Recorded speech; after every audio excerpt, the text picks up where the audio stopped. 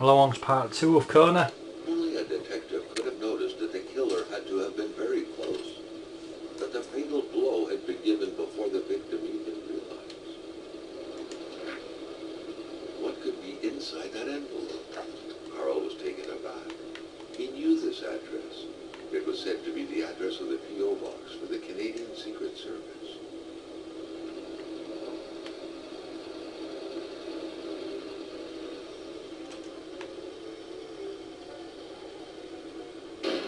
Oh, power's An out. explosion suddenly occurred outside.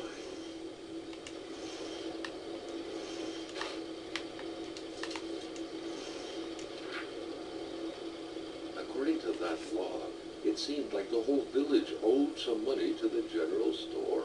Carl was far more interested in the bunch of nearby addresses he had just gotten his hands on.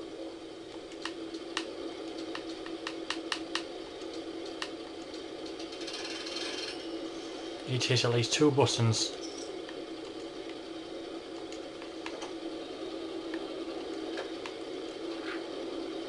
The snowstorm pummeled everything in its path. Carl was not surprised when he heard no tone. Right.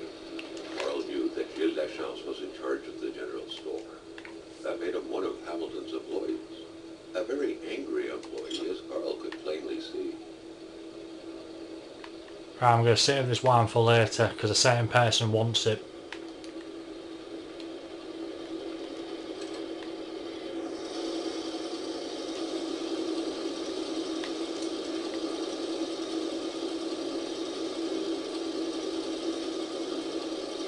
Oh, I can't. Okay. The murder weapon. What was that doing there? Carl wondered. Hamilton must have been determined to keep some information secret the most risky. Oh, hello. Oh, I did open it last time. Everything made sense now. Poor Hamilton's denunciation was interrupted, and he figured it would be best to lock everything up and send the key to his correspondent, who would receive the box later on. Clever, but not enough. That's what happens to ordinary people playing spy.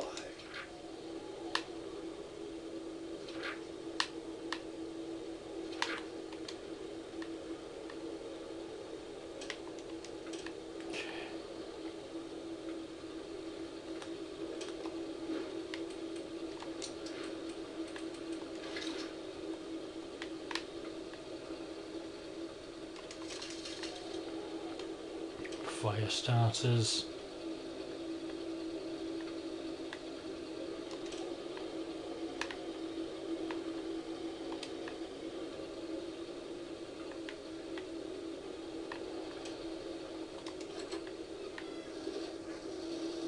Maintaining his composure, Carl recalled something from his military training. Wolves always stay away from populated areas. Wait, was it about bears? Carl was used to strange phenomena, but a chunk of ice like this, as if an iceberg came out of the ground, that was a first. Carl was no electrician, but he could identify a wiring problem when he saw one. I can just pick up a log here and start a fire here to save.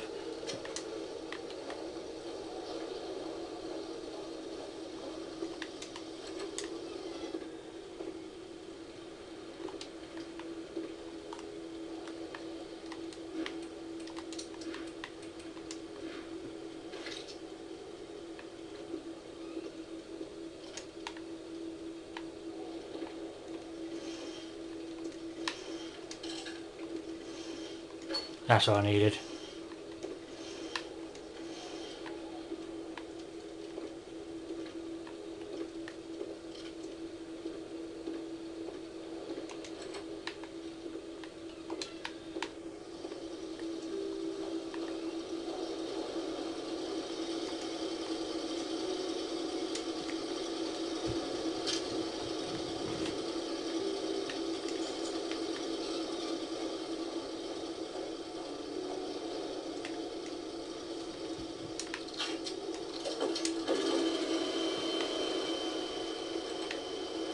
Right, to get the crowbar,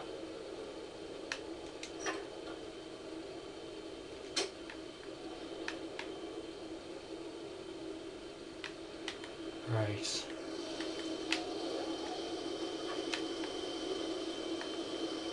Is that enough power?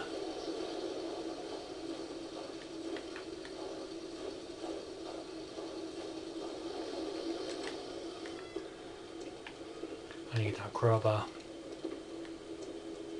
Staring intently at the controls won't be enough to make that lift budge. The poor thing was out of power.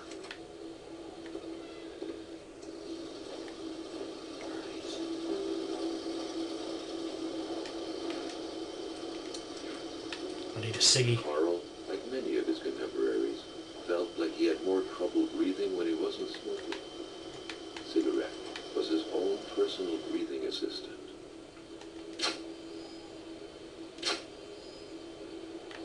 There we go.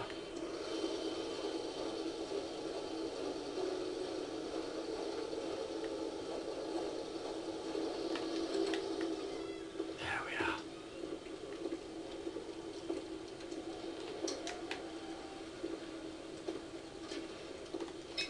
At long last, the crowbar was within Carl's grasp. Surely it would come in handy at some point.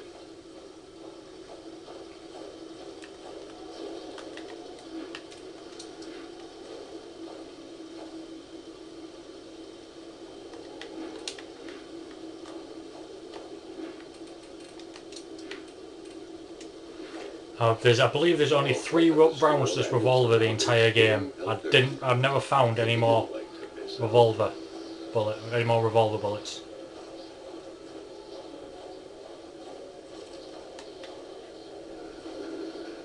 Carl never thought he would be dancing with the wolves.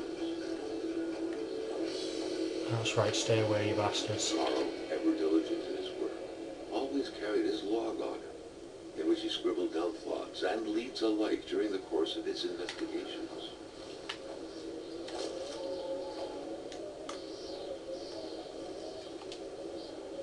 Each object. A magnet on a string, what?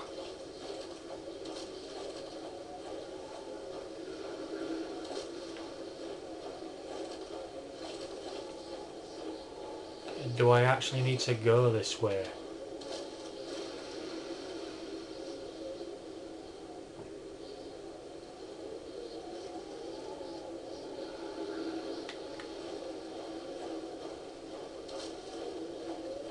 I'm sure there's something.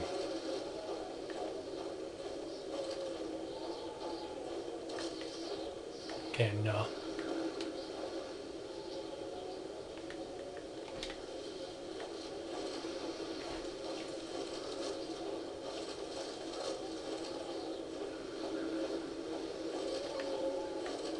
Oh, hello. A fire is as good as the materials used to create it. Oh, a lantern.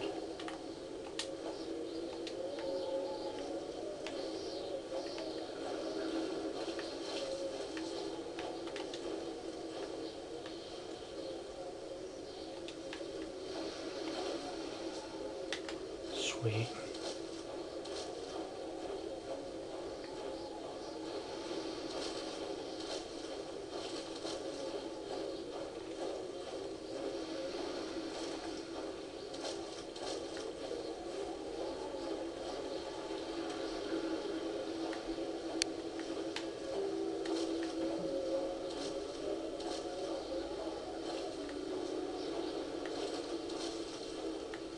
Okay, I'm back.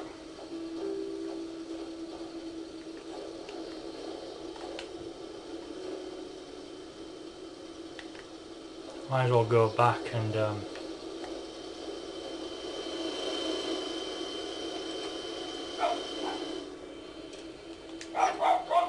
note explained that the garage and the store couldn't be supplied with electricity at the same time.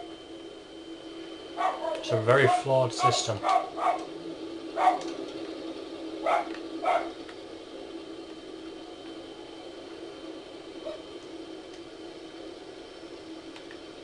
Unbranded cans. Not in the mood to drink maple syrup. Not very Canadian, are you? Anyway, thanks for watching part 2. I'll see you in part 3.